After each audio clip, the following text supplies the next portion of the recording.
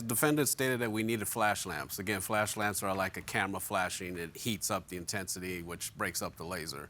He said to do it at our office, it's like open heart surgery. So we can either do it there, or if the piece, one thing that he made a point is that if we don't have the parts, you'll be without a laser. You know, mind you, we had session coming up. Is that true? Yes, sir. You're just being transparent. You claim that you properly prepared the lasers, but against your advice, the plaintiff drove the 6 hours or so to Los Angeles with the lasers. And you claim that these lasers are very fragile and they could have been damaged after you had repaired them by the drive back.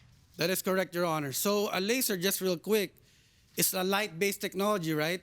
So it uses mirrors. It uses an articulating arm that has 7 mirrors. So when one of those mirrors gets misaligned, the laser is off. Did you have this conversation with the defendant? Did Yes. he tell you not to drive? No, he never told me not to drive him back. Well, why did you drive them back? Because that's the only way to transport them. So shipping costs would be over $2,000 to ship them. You couldn't afford that. We couldn't afford it, being a nonprofit, but they were secured. But you chose to drive them. Correct. Prior to owning these lasers, we rented it from a company that would bring the lasers, and they would transport them. And these are durable lasers. You also have a video showing a test that you made on the plaintiff's laser after you repaired them? Yes, sir. And before the plaintiff picked them up? Correct, Your Honor. All right, let's see the video. You can explain to us what we're seeing. Here's a laser testing paper that we use to demonstrate to our clients before picking up the laser that it works. If the ink doesn't come off, it does not work. Plain and simple, Your Honor. Was the plaintiff present when you did the test? Yeah, when he also picked up. That's our policy, Your Honor. So what are we seeing? The ink being removed? Yeah, ink being dissipated. The stock is the brown with the black, and then see how it takes them off, simulating the ink on the skin. Okay, and those were the lasers that he gave you to repair? Yes, sir. But that's not our laser. It's not your laser? That's not what our laser looks like. Our laser's not white. That is your laser. Our laser's gray, and it doesn't have a missing part on the top. We have pictures. Let's lay that issue aside from it. Were you there? Yeah, they showed us that test, but they didn't All right. videotape So in other words, it. they Yeah. did the test on your laser, and it passed the test. Am I right? Yeah, on paper. Okay. Yeah. I'd like to add, we would not do such a thing. Like I said, I've been doing this business for 20 plus years. It's my livelihood and it's my expertise. It is not in my best interest or to anyone to cheat our clients, Your Honor. That's why I am here. Judge Tawalda.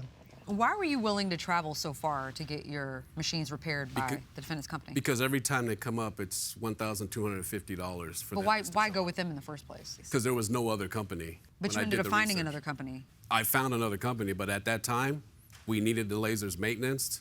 I reached out to them. They reached back out to me, and they said they can do it. Mr. Agancilio? Yes, ma'am. What would have been the best course of action in trying to repair the plaintiff's machines? To go to his facility or to have him bring the machines? I'm guessing it was to go to his facility, correct? Yes, ma'am. How do you know if you brought the right equipment? Do you go there and look at the machine first and then know what to bring? Because you were giving him warnings about not having proper equipment, possibly. How does that work? So the way it works is initially, when we're doing the actual test, what we do is like a car. We make sure if everything works, if it's not within tolerance, then we cite those deficiencies and let the client know.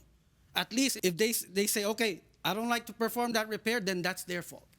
At least we were transparent with them that, look, we found this. If you don't fix it, then that's your own accord. And how far did you drive to this new repair business?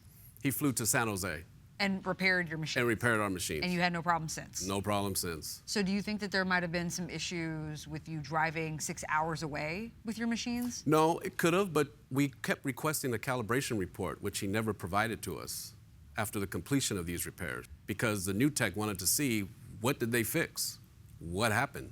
I kept asking him, and you can see that in the emails. We need a calibration report. We need a calibration report.